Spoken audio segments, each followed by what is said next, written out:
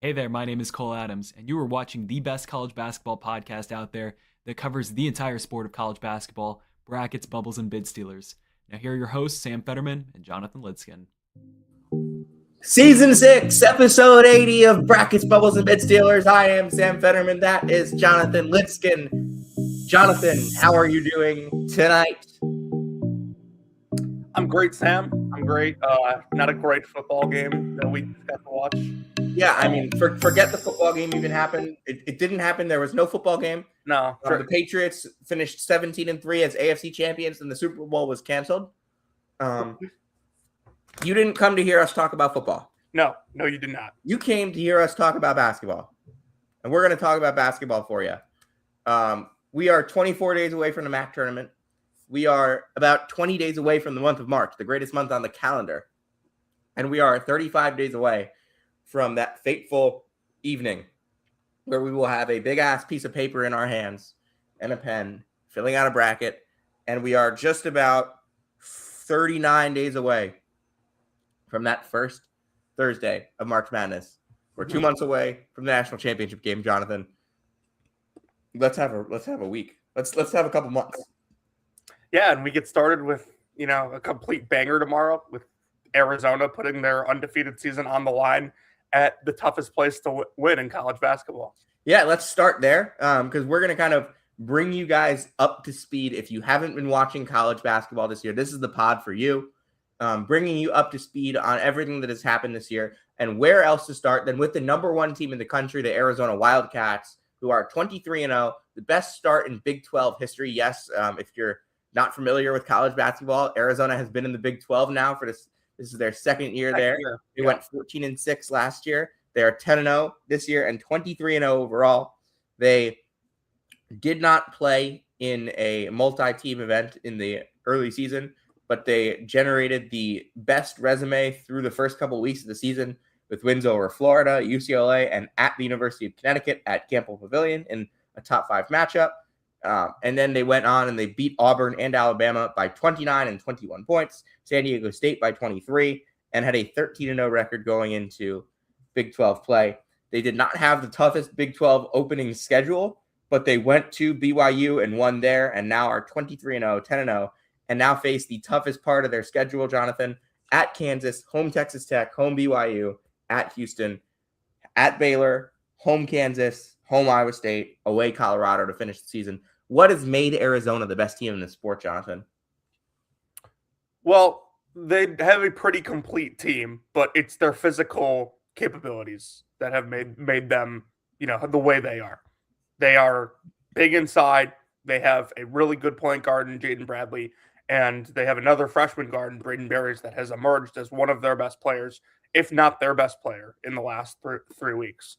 But yeah, they're just a load to handle inside. They rebound the basketball, they defend the rim, they punish you on the interior with length, with physicality, with strength. It's a really tough team to go out and push around, and that has not always been the case with Tommy Lloyd's Arizona teams. So it's pretty interesting to see kind of that culture shift.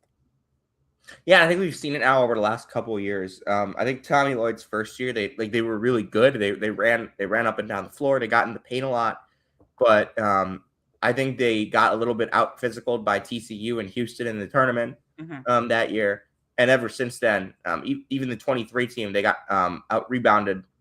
Not quite out. They did get out rebounded in the NCAA tournament by Princeton. That was a really good rebounding Princeton team. But ever since then, Arizona has completely changed its identity. It is not going to get beat on the glass by anybody. They are the number 5 offensive rebounding team and number 10 defensive rebounding team in the country. Number 2 overall defense, number 6 overall offense. And the most incredible part of this Arizona team, the first game of the season against Florida, they attempted 5 threes. This Arizona team is completely immune to 3-point variance because they don't take threes. Only 1 in 4 of their attempts are from beyond the arc. They just beat Oklahoma State and their starters combined attempted 4 threes. They beat Oklahoma State 84-47, Jonathan. Yeah, they don't take threes at all basically, compared to everyone else in college basketball. But they have enough respectability from Barry's, Bradley, and Del Orso, and even Karchenkov a little, that you have to guard those guys on the perimeter, otherwise they will make them. But yeah, they are dead set on beating you up inside, and they've now done it for 23 straight games. Yeah, no, they're one of the best. I mean, they are the best team in the sport right now. And they start 3 freshmen: Braden Berries, Koa Pete, and Ivan Karchenkov, and then Dwayne Aristote is also part of their rotation. Berries, to me, was kind of a weaker link in the first couple weeks of the season. Agreed. In the first 5 games of the year, he only scored double digits once. In the 3 games against Arizona, Florida, and UConn, he scored 3, 5, and 4 points. He was not very good in those games. His offensive ratings were 69, 60, and 69. But in the last 4 games, and really since the beginning of the month of December, he's been one of the best players in the country, one of the best freshmen in the country. He has taken this team from the team with the best resume in the country to the best team in the country. And not just the best team in the country, but one of the best teams that the sport has seen in a long time. They are a plus 37.07 net rating on KenPom. You probably have no idea what that means if you are listening to the show, but that would have been one of the highest marks that we've ever seen from a team. And we'll get to a team that's actually ahead of them right now in a bit. But the freshman class for Arizona, flanked by seniors as well. Jaden Bradley, to me, is the best closer in college basketball, and I've been saying that since the beginning of the season. He closed the Florida game, he closed the UCLA game, he closed the UConn game. They haven't really needed him to close a ton of games since.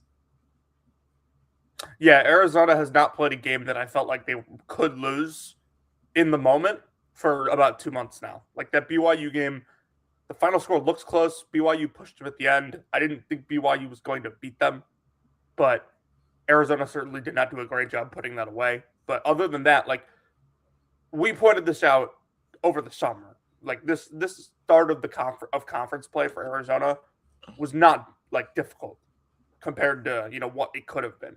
Now they see the most difficult stretch of their season, maybe the most difficult 4-game stretch of any team in the country this year. We'll see.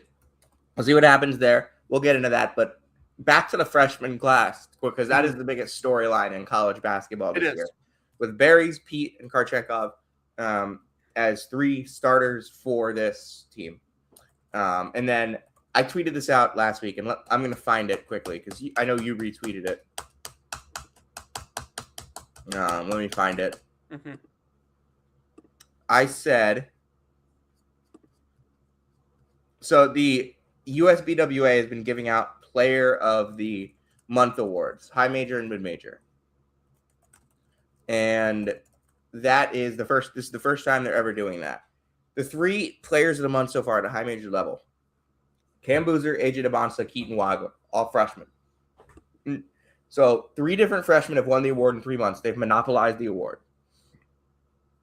None of those 3 freshmen are the betting favorite to be the number 1 overall pick, Darren Peterson. Mm-hmm. Any of the 3 freshmen that start for the number 1 undefeated team in the country, Braden Berries, Koa Pete, and Ivan Karchenkov. The freshman point guard on a top 10 team who has won more KenPom game MVPs than anybody else in the country in Kingston Flemings. The only player in the country that is averaging 20 points and 6 assists, Darius Acuff at Arkansas. The freshman averaging 20 and 10 for a top 25 team while leading the country in dunks, Caleb Wilson at North Carolina.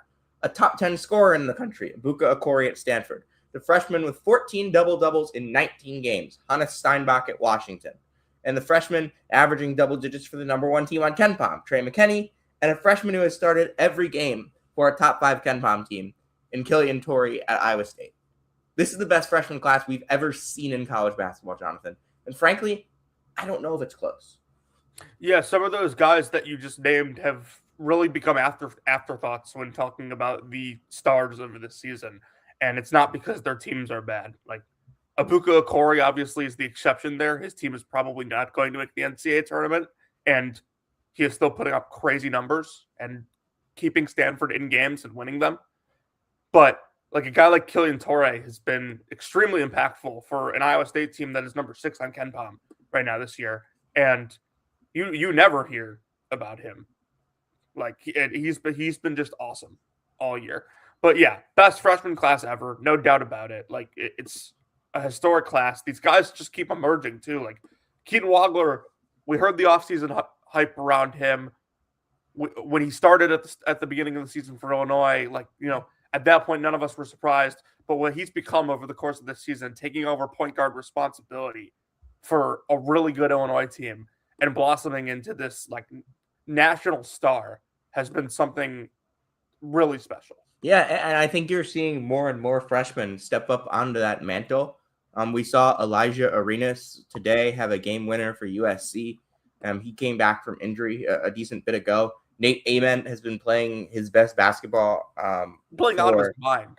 Tennessee for a while now. You're seeing plenty of guys. Nigel James has been awesome. Caden Lewis is the best player on a Villanova team that's going to make the NCAA tournament this year. You've got guys. You got so many impactful freshmen this year. I'll throw another one out for you. Amari Allen goes for 17, 5, and 4 on the road last night in a win for Alabama. Yeah, and if you want, you've got mid-major freshmen. Joel Foxwell had a big week. Tavere Kennedy is going to be the MAC Player of the Year. Alex Wilkins will be the SoCon Player of the Year. Yeah, it's really just a special year. Yeah, Braylon Mullins, who might be the best player on UConn by the time we get to the NCAA tournament, is awesome. And then, the Big East has a bunch. Stephen Vox, another one who just scores and scores and scores, puts the ball in the hoop. I love this freshman class. Leroy Blyden at Toledo is tremendous. Derek Dixon had some big moments for North Carolina yesterday. I think that this group of freshmen is special, just so special. Alan Graves, who we haven't mentioned on the podcast yet this year. Yeah, that will change. Maybe the best player in the country that we haven't mentioned on the pod.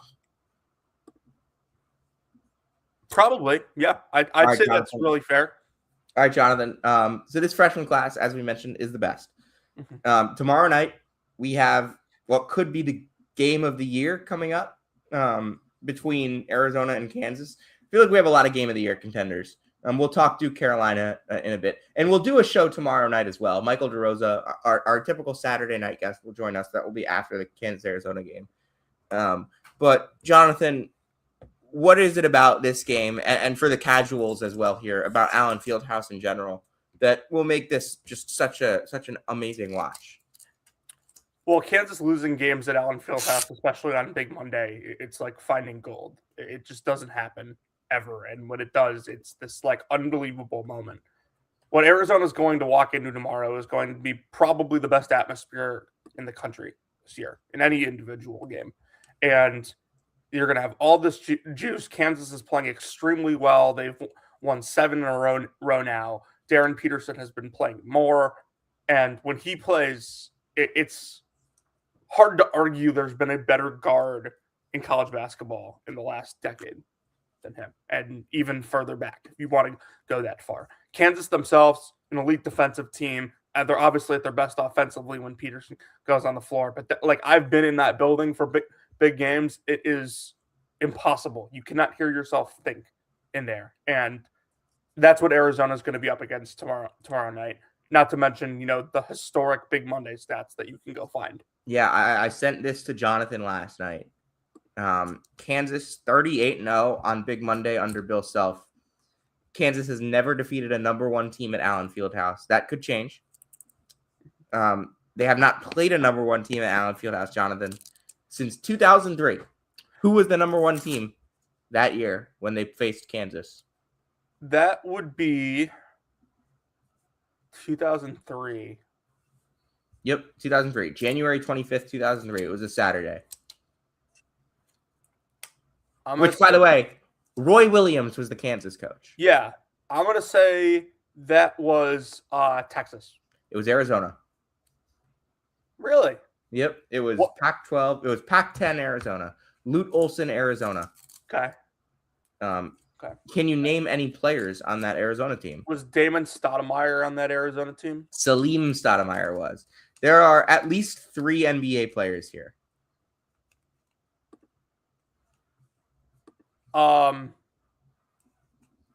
Including one guy who went on to become an NBA head coach. and I think 2 guys that won NBA championships as players. Let me make sure one of this Is Channing Frye on that yeah. Arizona Did team? Channing Frye win an NBA championship with the Cavs? I think so. He did. So yes, 2 guys who went on to be NBA champion. Actually, hold on. Did the third guy go on to be an NBA champion? He might have. Yes. 3 NBA champions on this roster. And a Finals MVP. Death Ray pointed at Earth. Yep, Iggy. Iguodala. And the great Luke Walton. Okay. That Arizona team lost to Kansas in the Elite Eight. Kansas would go on to lose in the national championship game to my Syracuse Orange. Red Autry. And if you have not followed college basketball this year, you probably saw yesterday that Syracuse benched Kyan Anthony. He probably deserves to be benched. And let's leave it at that. That will be the last time we talk about Syracuse this entire season on Brackets, Bubbles, and Bid Stealers. All I'm going to say is I didn't hear anything about Hakeem Warwick's kid getting benched. As far as I know, he was blocking key shots. Yeah. That will be the last time I mention Syracuse on the podcast this year. So, yeah, that's going to be a really fun one. And then, after that, Arizona, they got a Texas trip coming up where they have to play Baylor and Houston on the road. They have BYU at home coming up. Texas Tech. Kansas. They play Kansas again at home. Iowa State at home. Like, this is an impossible schedule to finish. How many losses do you think Arizona comes out of these next 7 games with? 2. And you know what I'm going to say? I think they might lose on the mountain trip to Colorado. If they always do. That would be really, really funny, especially if they were still undefeated at that point. They're lucky they didn't have to go to Colorado last year, but they lost at Colorado in 2022.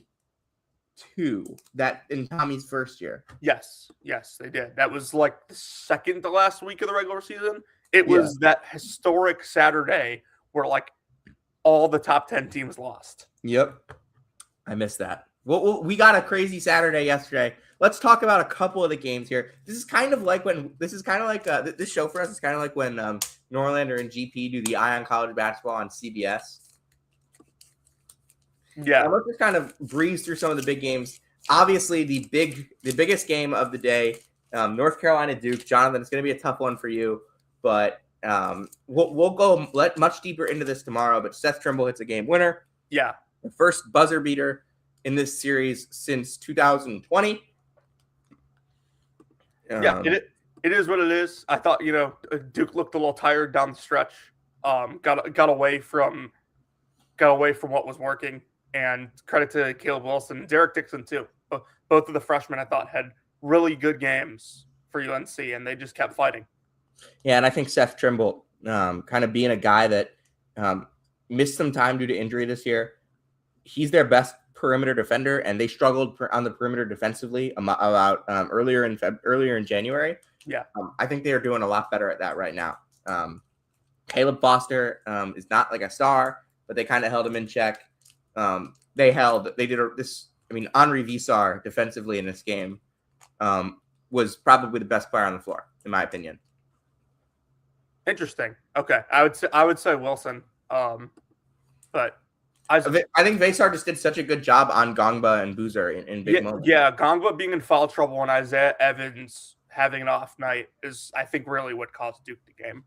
Yeah, I think Visar and Wilson have figured it out. Those two in the front court are tremendous. North Carolina should be higher in KenPom. I'm sorry, I'm going to have to mention Syracuse again. They were up 32 on Syracuse and won that game by 10. Mm-hmm. North Carolina is 27th. Teams cover. North Carolina is 27th in KenPom. 19-4 though, which is really, really good. If you'll remember, they did not win their 19th game until they had 11 losses last year. Even the 2 years ago team that was a 1 seed, they were 19-6 after losing at Syracuse. Sam, if you don't mind, I have a couple storylines I want to go over with you. Yeah, go ahead. So I'm going to start this negatively, and then we're going to bring this back up at the end. All right, and it's something that I'm writing an article, almost finished with it right now for our website.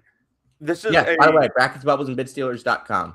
This is a historic college basketball season, and we said that last year too. This year is even better. The top teams are just so good, even going down all the way 1 through 20. These teams are just amazing, and because of it, I suspect that we're going to have similar complaints in the tournament when there's not as many upsets as there traditionally is again. And that's not me saying like I don't like upsets. I love upsets. They're great. I do like, some of the best teams playing in the Final Four and towards the end of the tournament, but I do like upsets early. And I suspect we're not going to get a ton of those big upsets in the first weekend this year just because the top of the sport is so good. Now, to spin this back in a positive direction, we do have some really exciting mid-majors this year. And Sam, I want to talk about a couple mid-majors overall and then a couple of mid-majors from like traditional one-bid leagues. First of all, we should mention St. Louis and Miami, Ohio. I think those are the two key ones. St. Louis now sitting at 23-1. Do I have that right? 23-1. Yeah, I haven't lost since November 28th, and that was on a miracle shot by Benny Gieler of Stanford to knock them off. They haven't really been all that close to losing more than once or twice since then. They seem to cover in every game, which is great for those of you that like to bet.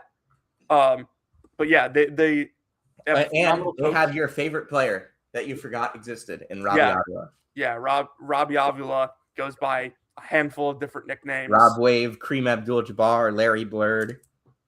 The guy with the glasses from Indiana State.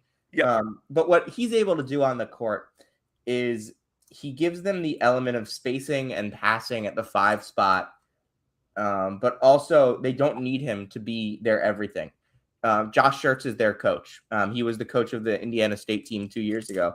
That team had no bench. This team has 9 elite players.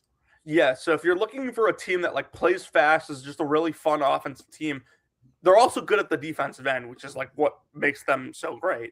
But I'll give you a perfect example of what makes this team so awesome and so easy to root for. Yesterday, they're up 6 with like 8:25 to go against LaSalle. Out of a timeout, they go 3-pointer, stop, 3-pointer, stop, 3-pointer. Just like that, in like a minute and 10 seconds, they were up 15, and LaSalle had to call timeout. Like they can just bury you with really good offense and really good shooting. Yeah, and then Miami, Ohio, who we've spoken negatively about on this pod all year. By the way, go ahead and read. There has never been a college basketball team like Miami, Ohio on brackets, bubbles, and bidstealers.com. Sam wrote a very good article, but Miami, Ohio is 24-0. They are one of 2 remaining unbeaten teams with Arizona in the entire country. They knocked off Marshall on the road yesterday by 16 in the Sun Belt MAC Challenge. And to sum up what I think of Miami, Ohio for you, first of all, it's a special story, and I want to acknowledge that. They lost their point guard, Evan Ipsaro, early in the year to an injury, a season-ending injury, and have had no problem since he's gone out, obviously, since they have not lost. Luke Skaljak has been genuinely amazing. For what it feels like to me, this Miami, Ohio team, when they are playing a team that is inferior, significantly inferior to them, it feels like, they coast a little and like they could lose. They seem to play their best when they're playing teams that are better. They beat Akron. They beat Toledo by 14 on the road. Marshall was a solid Sun Belt team. They were up 25 on Bowling Green in the first half. Yep, like they have played better against the better teams since conference play have started. Yeah, I did not realize Bowling Green lost by 37 to A-State yesterday. Meanwhile, they beat UMass by 2. We're on the ropes at home. Northern Illinois, that game ended up being a 24-point game, but they pushed them for a while. Buffalo's gave them some problems. In both games. Yeah, like Buffalo had a chance to beat them twice. Like you look at this schedule remaining. Asheville went to overtime with them. You look at the schedule remaining, they really only have one game that's projected within 5 points, according to KenPom, but their projected record's 29-2. So KenPom still thinks they're going to lose twice in this final 7 games or 8 games, whatever it is. Yeah. So, any traditional one bid league teams that you want to talk about? Stephen F. Austin. Yes. Yeah, 21-3, I think, right now. Mm-hmm. This is the segment, by the way, for those of you that are listening or watching. This is the segment for, hey, keep an eye out for these teams. You might want to pick them to win a game in your March Madness bracket. Yeah, but you also might not. I think Stephen F. Austin defensively is one of the best in the country. But they also have one of the best backcourts in the country. They have veterans in Latif Patrick and Keon Thompson. Latif Patrick was one of the best JUCO players in the sport last year. Keon Thompson has kind of developed from this kind of raw freshman point guard 4 years ago at UMass that had a lot of growing to do into a well-rounded two-way leader for the Stephen F. Austin team. They've got Krishan Christmas, Gerald Colonel, and Cam Burton, who are all just players, and Narit Chodavant, who hits a ton of threes. This team doesn't hit a ton of threes, but the team doesn't have a ton of shooters, but the ones that they do have are amazing. Chodavant and Burton both hit 40%, and they make a ton. But Christmas doesn't take a lot of threes. Colonel doesn't take a lot. Thompson doesn't take a lot. But when they do take shots, they make them. And they keep you away from the rim. They keep you off the three-point line. And they make it really difficult for you to move the ball. They just beat McNeese, the other best team in their league, 67-60. And they have a 2-game lead in the Southland, the nation's 6th longest active winning streak at 9 games. They're really, really good. I want to also shout out Belmont, who is 58th in KenPom. They're really good. They're really good. I've had people that have watched this team close up, kind of talk to me about how good they are. They are 58th in KenPom right now, and nobody's talking about them. They're 22-3. They have won 9 in a row as well. They just beat UIC on the road. That's a UIC team that has been really, really good over the last month and a half. They're 12-2 in the Missouri Valley. That's Jonathan's favorite conference. Sam Orm is this terrific two-way guy. Drew Sharnowski, this big man who gives them so much on both ends. And then they have maybe the best shooter in the sport in Tyler Lundblade, and this freshman guard and Jabez Jenkins, who's also been really, really good. Yeah, Casey Alexander is probably one of the best talent evaluators that you don't know about. He just always finds guys that are playing well above the level of the Missouri Valley. You look at Jacoby Gillespie. You look at Cade Tyson, who is at Minnesota having a good year. You look at Malik Dia, who's been really good at Ole Miss for 2 years now. And Nick McClain, their starting point guard, goes down, and these freshmen step up. You mentioned Jenkins. Jack Smiley's having a terrific year for them coming off the bench at the 2 as well. He's terrific shooter. And you mentioned Lundblade. He's at 82 threes this year, shooting 39%. One of, if not the best shooter in the entire country. These guys are another really, really fun team to watch. Yeah. You got anyone from a one bid league that you want to talk about? I do. Let me just, it slipped my mind while you were talking there. Who was it? Okay. I wanted to talk about Utah Valley, but they can't make the tournament anymore. So yeah. I don't see a whole point of going into this. I want to give them credit for the tremendous year that they're having, but they can't make the tournament because of a lot of stuff going on with them leaving the WAC. But they're a really good team. They're 86th in KenPom right now. Jackson Holcomb is a star, in my opinion, for them. They're really well coached, but it's really unfortunate that they can't make the tournament. Was there somebody else that I wanted to mention? Tulsa lost today. Oh, Akron. This is the team that I would argue they lost to Troy over the weekend, but this is the team that I would argue is right there, if not better than Miami. You can say it with your chest. I think they are better than Miami. They lost to them on the road by 3. Their metrics are significantly better. I don't think that Akron's a team that's going to go out and beat someone in the NCAA tournament if they get there.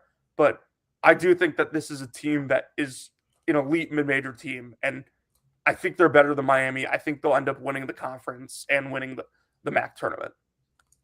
Yeah, he's unbelievable. That team is unbelievable. Yeah, I mean, you can reference a handful of guys, but Tavari Johnson is one of the best mid-major guards in the country. Yeah. Let's talk about some of the best players in the sport that we haven't gotten into yet. Jonathan, I think we both know. Actually, I know who you're starting with. Well, no, we have to start, Jonathan, with Yaxel Lendeberg. Oh, boo! That's not who I thought you were starting with. Because we haven't talked about Michigan yet, and Michigan is the number 1 team in KenPom. Yeah, and they're the team that I personally think is the best team in the sport. Well, okay, I think you can't argue that it's not Arizona right now because they haven't lost. But so in 24 hours, I'm allowed to argue it. Yes. For those of you that do not know and do not follow me on Twitter, I personally guaranteed a Kansas win tomorrow night. So. Yeah. Follow Jonathan on Twitter. It'll be a tough night for me if Arizona is able to go into Allen Fieldhouse and get a win. No, follow Jonathan on Twitter at Jonathan Lidskin. Great stuff on there. And the occasional Mid-Missouri high school football tweet. Occasional. Some Illinois high school basketball stuff too. No, but that's actually quality stuff though. It is. We just got a question coming in about Kentucky. Just really fun story. Kentucky this year was not fun a month ago. Kentucky went from kind of being the biggest disappointment in the sport and is now 8-3 in the SEC. We'll get back to Michigan in a moment, but the Wildcats have really flipped the script on their season. Death Texas, Kentucky sweeping Tennessee. Yeah, Kentucky sweeps Tennessee. Like I feel like Tennessee never beats these guys. Completely agree that Kentucky's effort level has completely changed over the course of the last couple of weeks. Yeah. Definitely think that you have to keep an eye on what they did do the first couple months and what their limitations are. And I don't think they're going to win at Florida next week, but I'm impressed with Kentucky. They went from a team that was maybe on the verge of missing the NCAA tournament at an 0-2 start in the SEC to a team that has a chance to win an SEC championship. Yeah, they've won 8 of their last 9. They got a handful of quality wins in there, including 2 against Tennessee. They won at Arkansas. Like it's a completely different team. Another question from the chat. Best viewers, streamboo.com. Remove the space. Oh, who's Streamboo?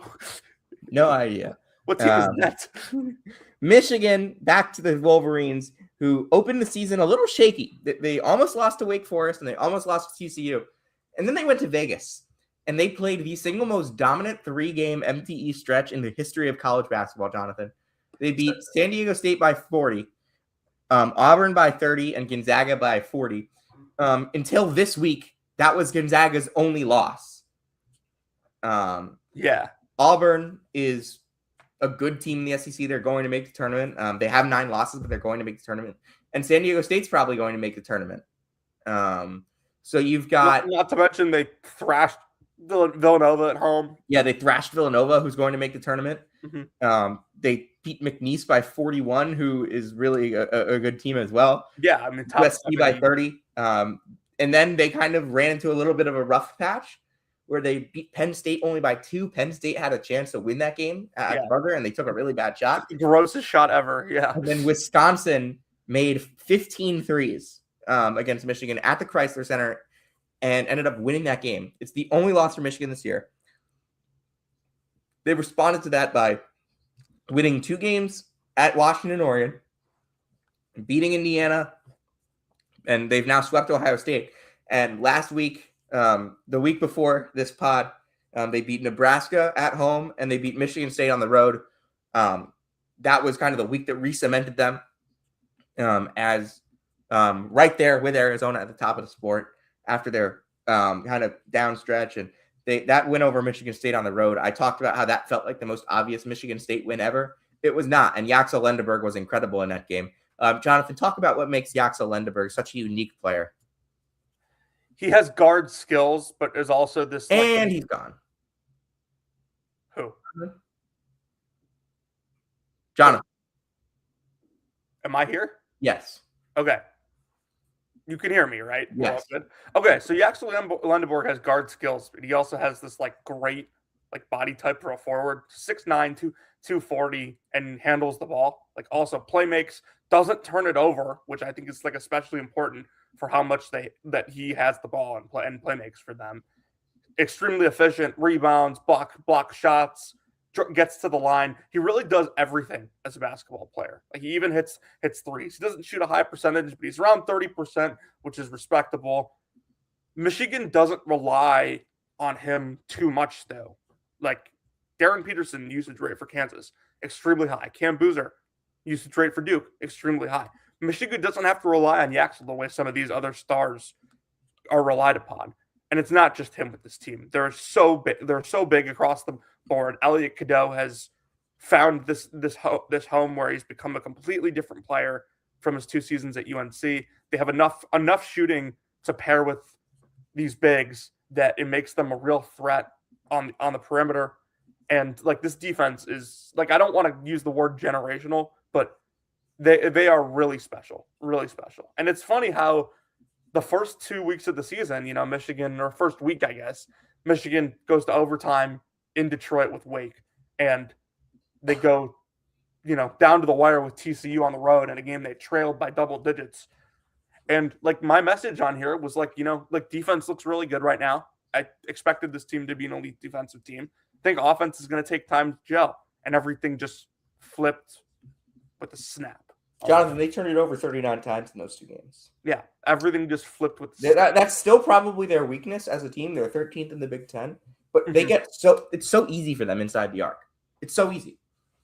Yeah, it's so easy. Their defense is so good on the interior that like, you can live with turnovers just because like they're gonna win so many other possessions. And the other thing is you have zero chance of getting offensive rebounds against them.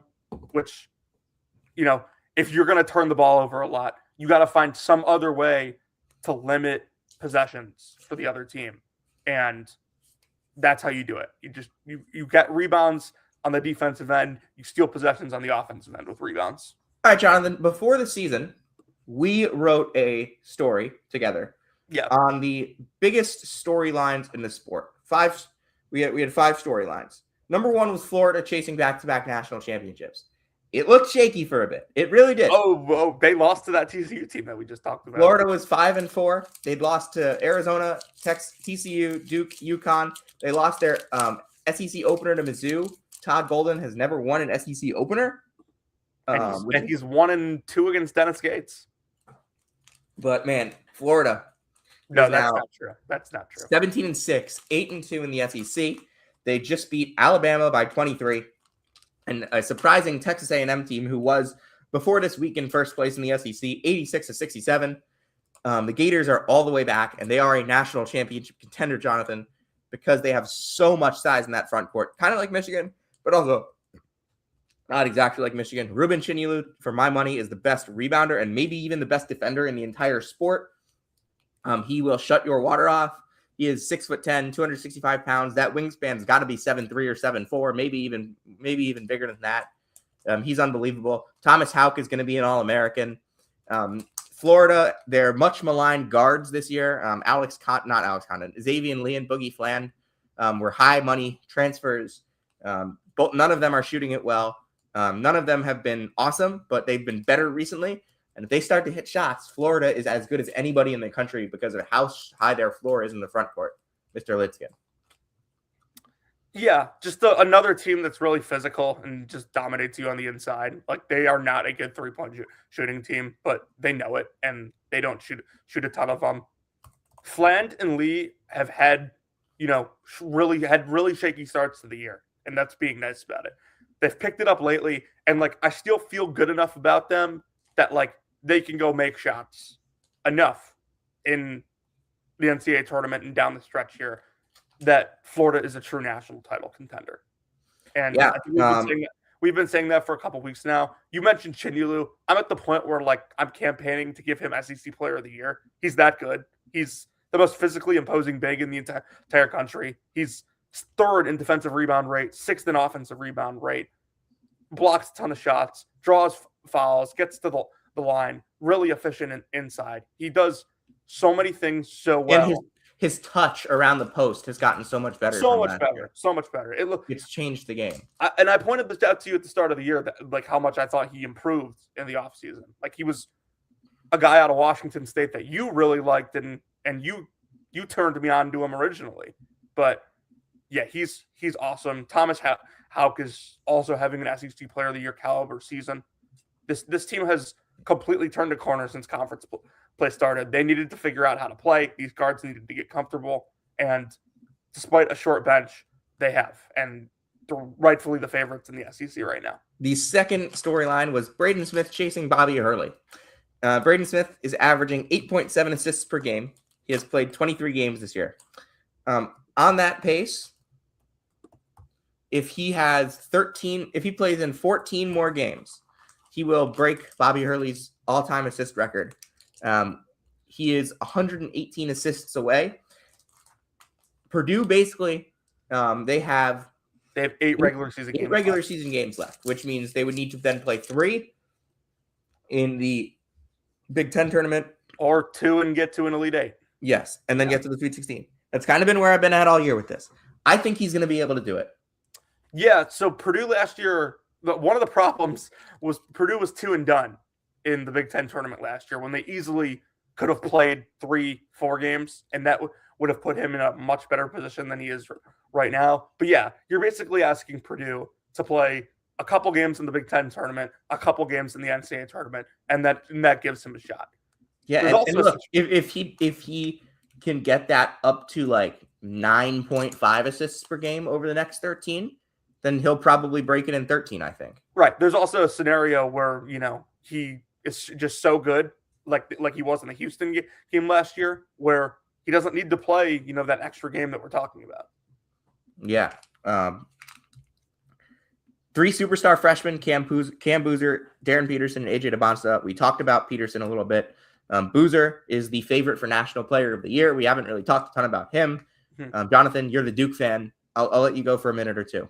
Yeah, he's been taking a lot of criticism from some, I would call it casual NBA draft Twitter, because he's not super athletic vertically, but he's super strong, like built like an ox, like tree trunk legs, really effective rebounder, really nice touch inside, can step out and shoot the 3. He's shooting 38% from 3 this year, Sam. Like we kind of didn't realize it until like late in the recruiting process how good of a shooter he actually was, and he showed us this year.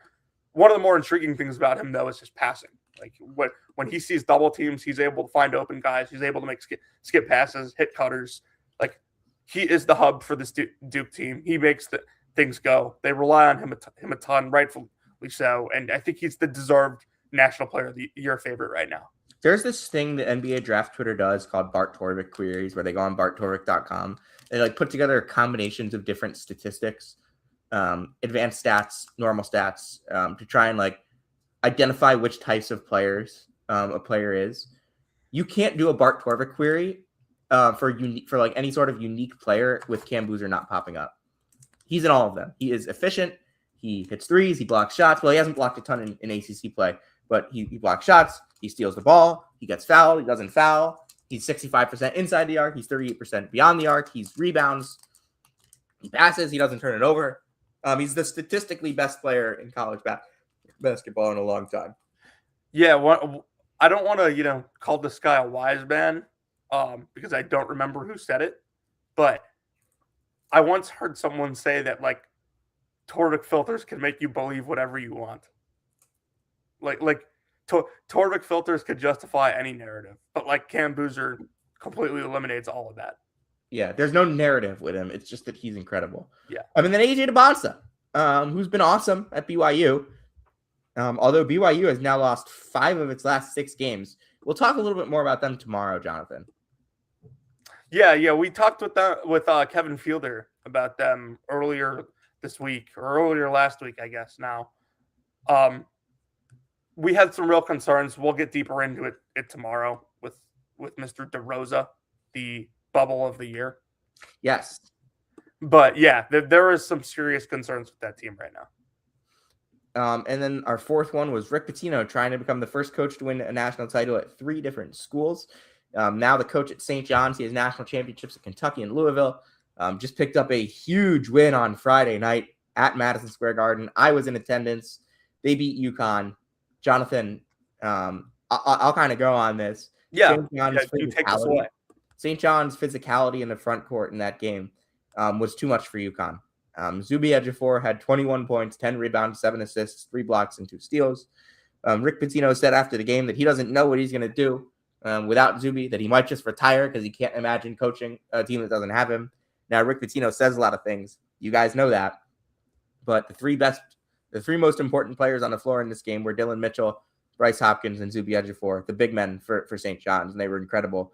Dylan Darling made big plays. St. John's 11-1 in the Big East.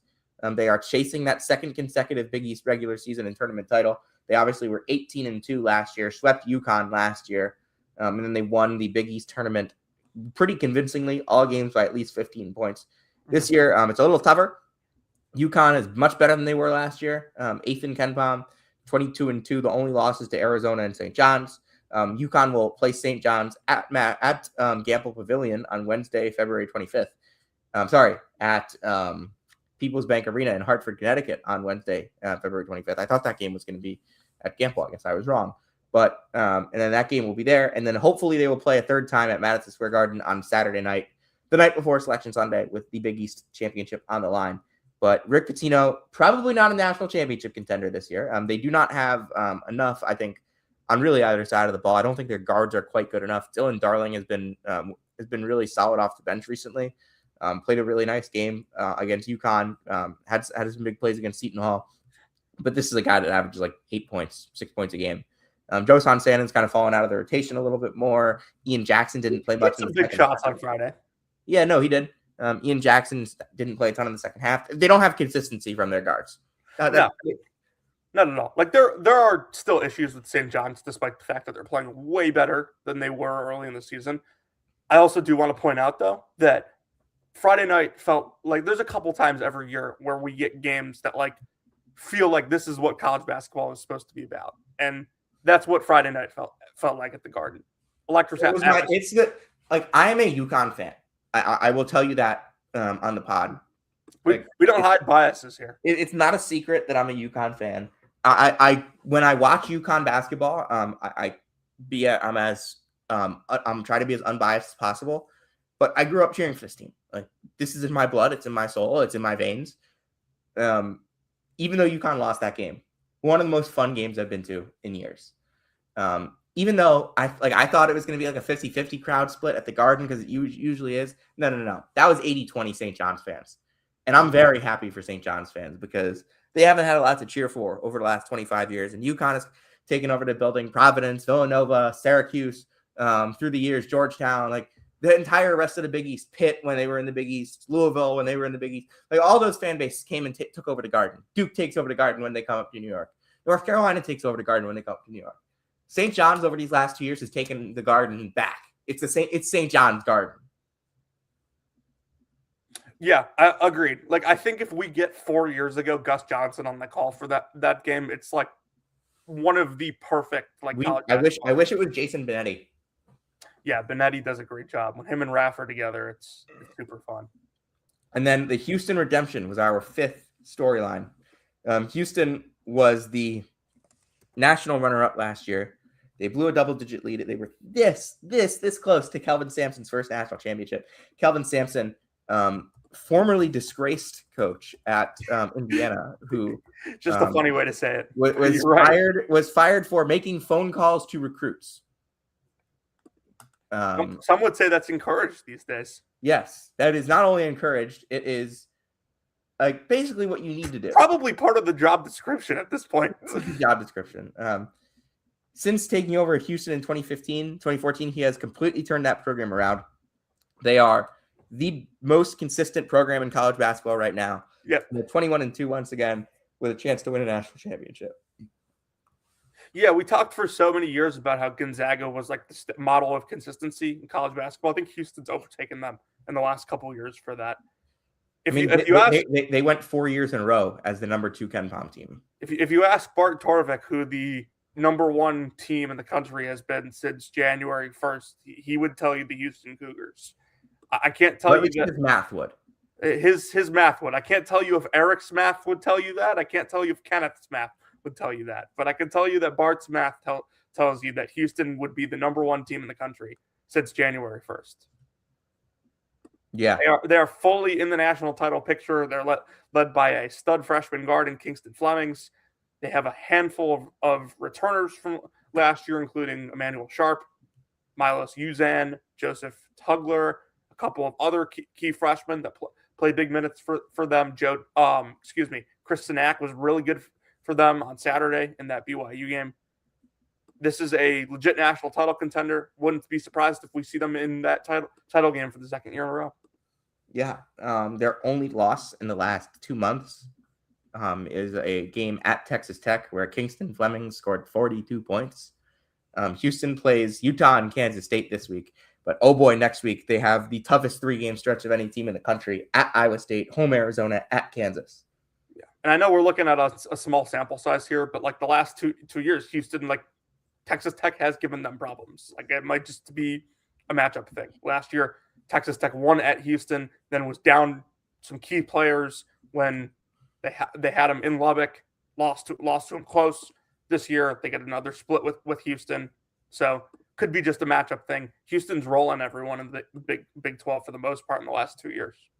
Yeah, Houston has won back-to-back Big 12 regular season championships, Jonathan. Yeah. They won it their first year by 2 games. They won it last year by 4 games. Yeah, and they still have to, they get a couple easier games now at Utah, Kansas State at home. Then they get Iowa State on the road, Arizona at home, Kansas on the road. That'll decide right there if they can win a Big 12 title or not. All right, some of the surprising high major teams that you probably don't think about a ton. Let's start with Nebraska, 21-2. If you're not a college basketball fan, and you haven't been following this year, the Cornhuskers started 20-0. They lost at Michigan, then they lost to Illinois. But they are 11th in KenPom.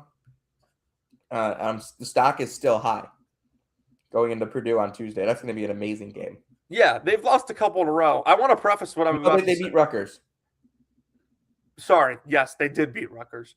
And that actually leads me into my point. If you plan on taking this sport seriously, I would not advise following Tony Patelis on Twitter. But this has been a banner year for him with Nebraska. They have and Georgia. Yeah, honestly, they're 21-2. They lost those 2 at Michigan. They were right there the entire way, shorthanded. Illinois at home. They'd already seen Illinois once, already beat them on the road, so they get a split there regardless. This is a good team. I don't know how good quite yet. They've beaten some good teams to kind of prove it, but they have an electric home atmosphere. They play really good team basketball. Fred Hoiberg, that coach, squeezes every ounce that they have out of that team.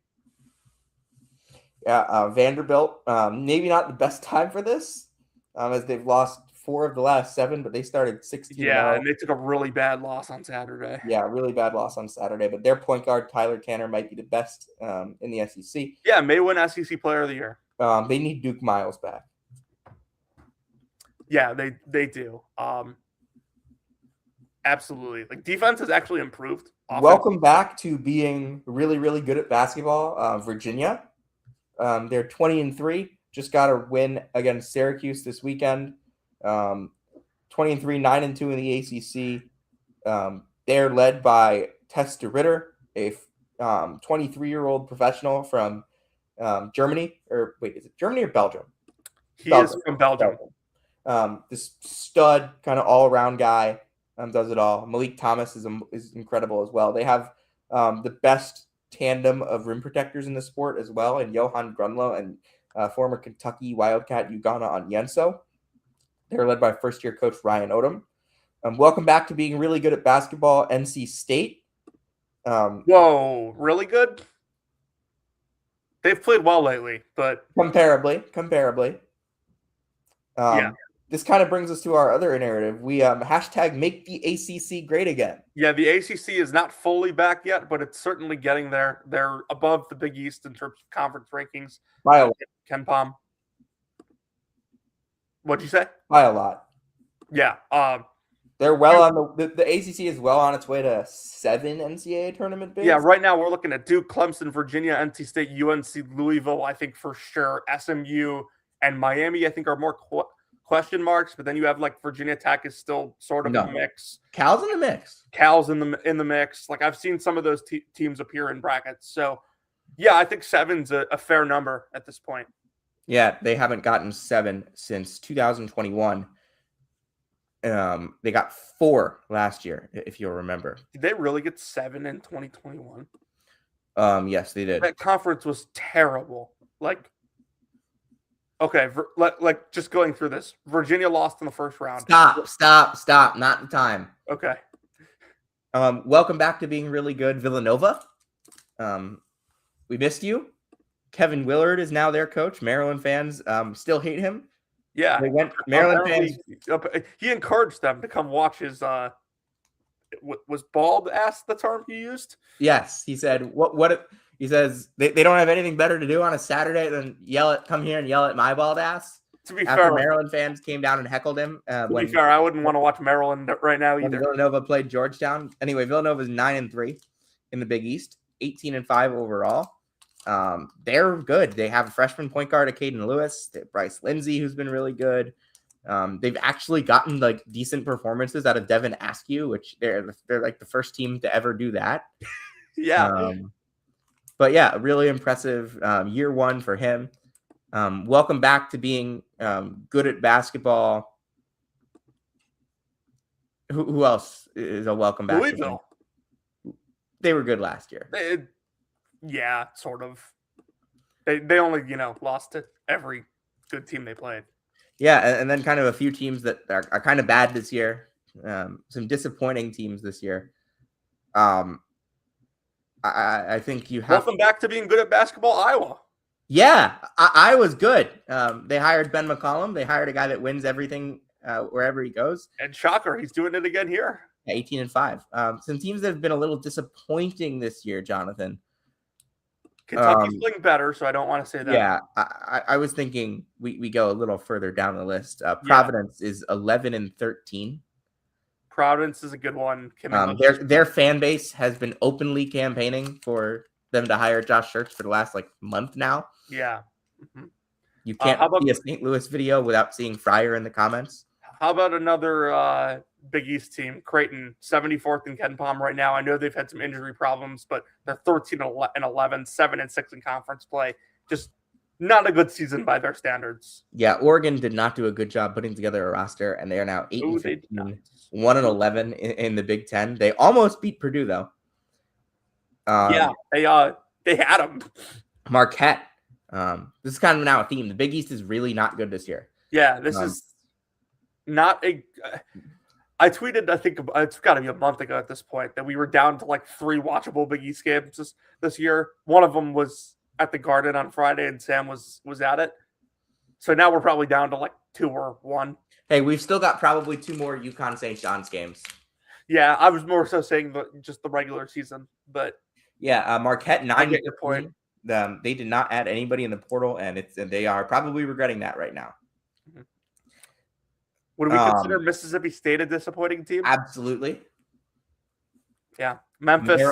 Maryland in year 1 with Buzz Williams is 9-14. Memphis is really bad. Kansas State. Yeah. Dayton has lost a bunch in a row now. They are they've lost 5 of their last 6 to drop to 15-9.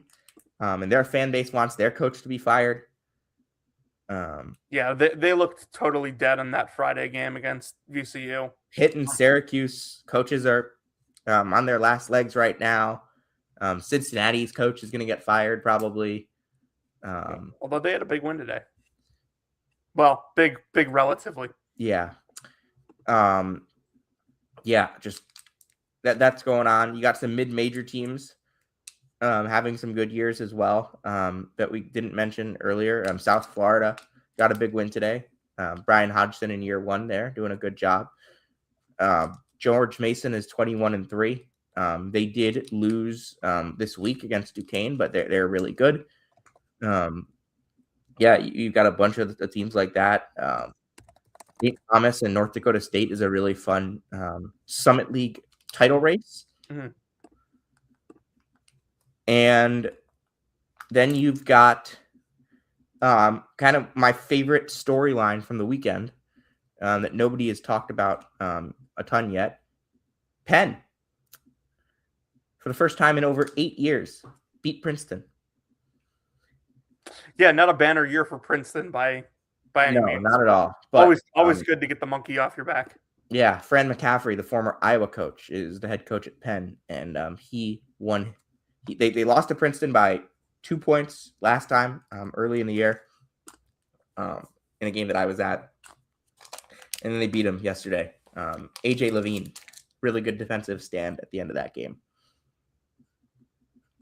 Sam, would you like to? Do you have anything else to talk about? Yeah, how I want to finish this out is I want to say the teams that are currently in the national contenders tier, and this is subjective. Just I so we think know. there's 9 of them. Yeah, which is more than usual.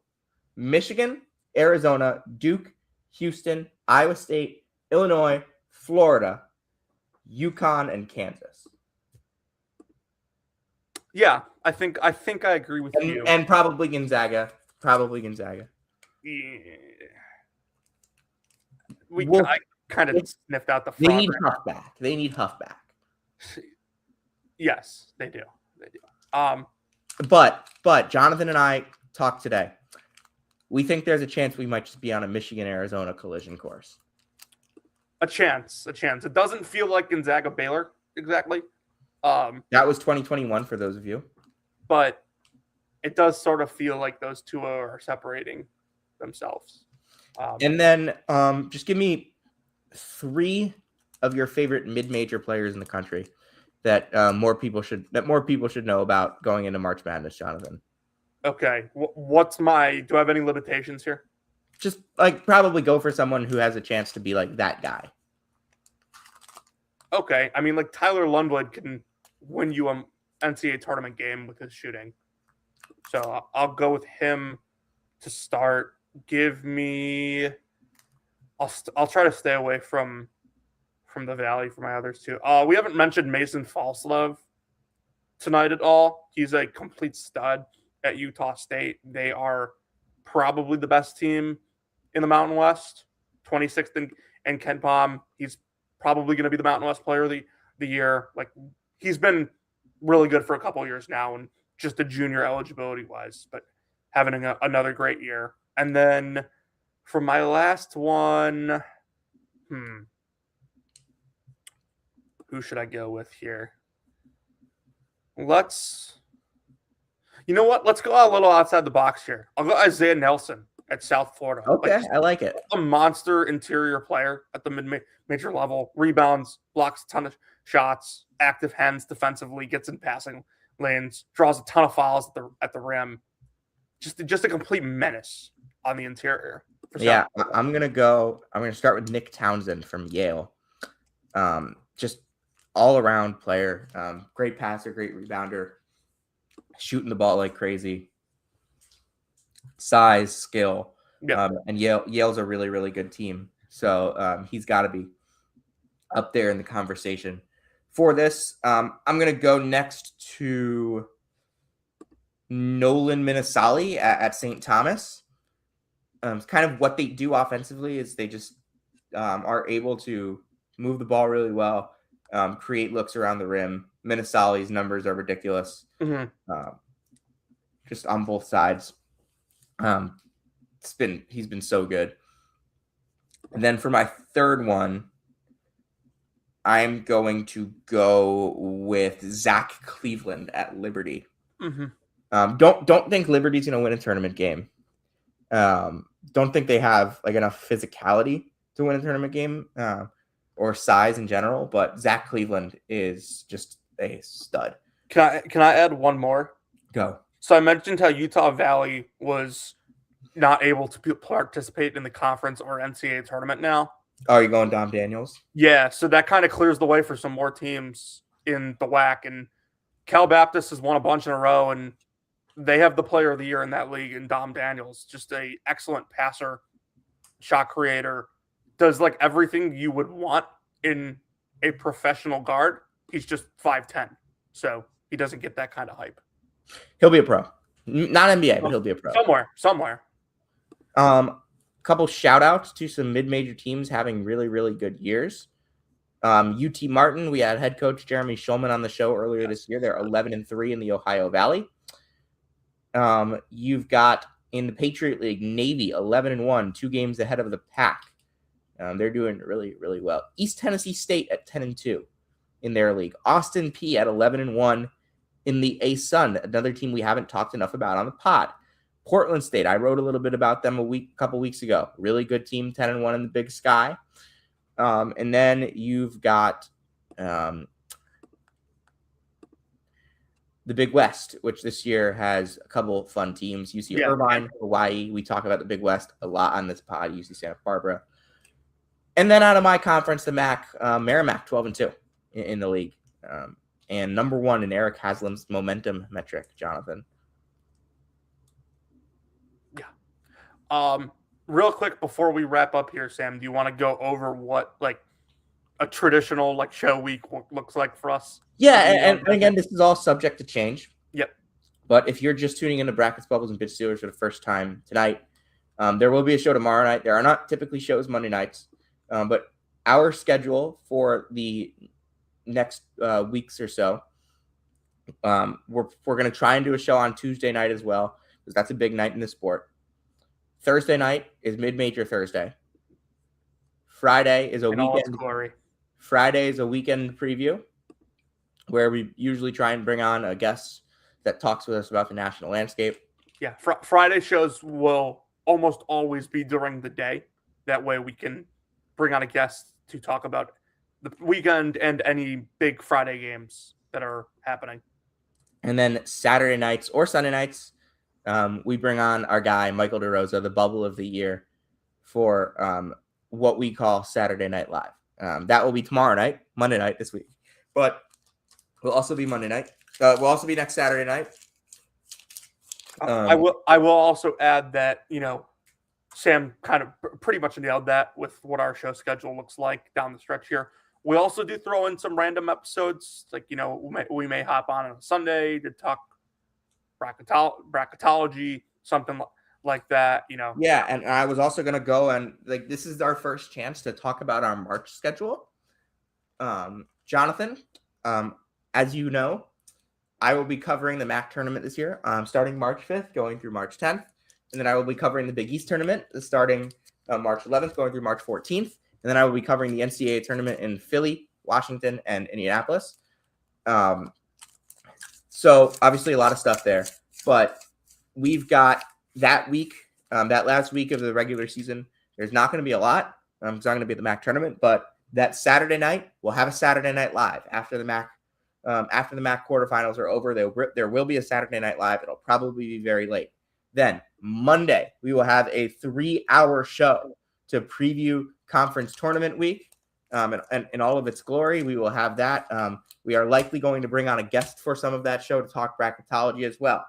Then Tuesday, we will have a show. Tuesday, March 10th, we're going to do a morning show where we're going to kind of talk about some of the mid-major stuff that's been happening around, including the MAC, because the conference tournament previews are more for the high major side of stuff. That's more bracketology focused. We like to celebrate the champions a lot. And then we're going to do a Friday morning show on championship week, which is the 2 days before Selection Sunday, where we talk bubble and all the stuff that happened on Thursday, because that's kind of what you get into at that time. You get all the big bubble results on Thursday. And then Saturday morning, you preview some of the biggest conference championship games. We're going to do that show as well. And then we will have our initial bracket thoughts after Selection Sunday, after the show. That'll be probably around 9 p.m. that night, maybe 8. We're hopefully going to be able to bring on a coach or two for that pod. Mm-hmm.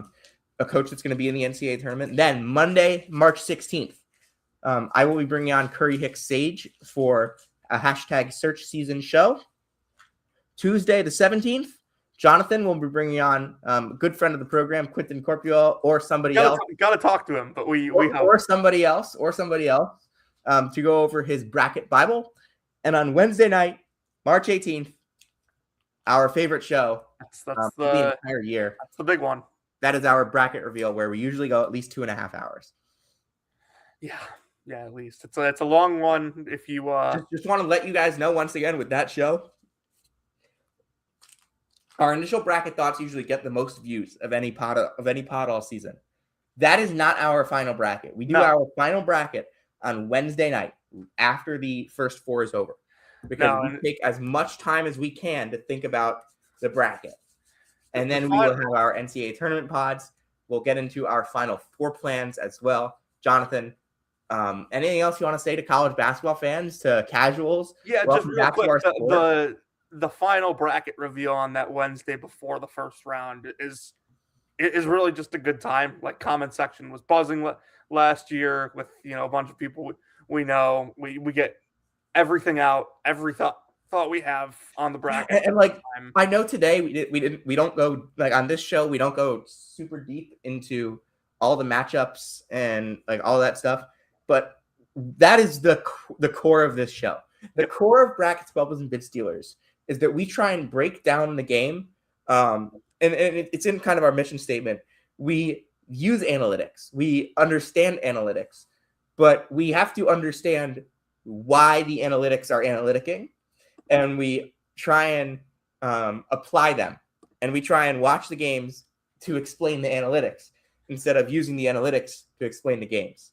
And we do both of those. Mm-hmm. And I think that's something we do. That is the core of our show. We go deep into matchups. We'll go 10, 15 minutes on a given game preview, on a given game recap, where we will break down everything that happened in a game and from a beneath the storylines perspective, we try not to go big into the storylines. We did have a conversation about the James Najee situation, which we didn't want to talk about on this pod. Go back to our December 29th pod, I believe it is, to hear that conversation. Yeah, that sounds. But we try and talk about the game, and we try and talk about the sport from team 1 to team 365. Yeah, you hear about it in our intro with Cole. And again, we're not able to watch every team. I try. I do everything I can, but I've been to 72 college basketball games this year. That's more than just about anyone in the world. And that's not to brag. It's just that I love this sport. I'll do anything for this sport. And that includes traveling across the Northeast to go to games. I'll finish the year, I believe, at 129 games this year. Should probably try and cut back on that next year. But you always say that. I've also taken a couple nights off this year, and Jonathan knows this, to just sit back and watch ball. Yeah, Mr. I'm gonna, stay home and watch more basketball this year. Proceeds to go to 22 more games than he did last year. 23. Oh, sorry. Okay, I'm sorry, but last year I didn't get the chance to do 2 conference tournaments and the entire NCAA tournament. It's fun going to games. I don't blame you. And look. And I was actually at a slower pace for most of the year. And then I was able to hit weekends. I also want to add to what you said. We cannot watch 365 teams at once. It's not possible. That's why, when it is convenient, when it benefits us, we bring on guests from all corners of the country. We call them our correspondents. They come on, help us talk about the games for their teams that they cover. We know a lot of people. It's beneficial for the pod in the long run. Yeah, we have some great correspondents. We want you to follow them, follow the coverage. If you're still listening to this, that's awesome.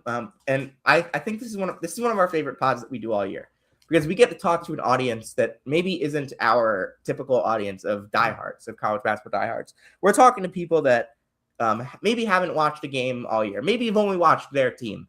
And also the diehards. I'm sure there's a couple of BBB diehards in here. I'm sure Riley will be listening on the ride down to wherever he's going. I'm sure some of our most loyal listeners will still listen to this. But this is for all of you that haven't watched a ton this year. We have. I've watched 72 in person and another 7,200 on TV.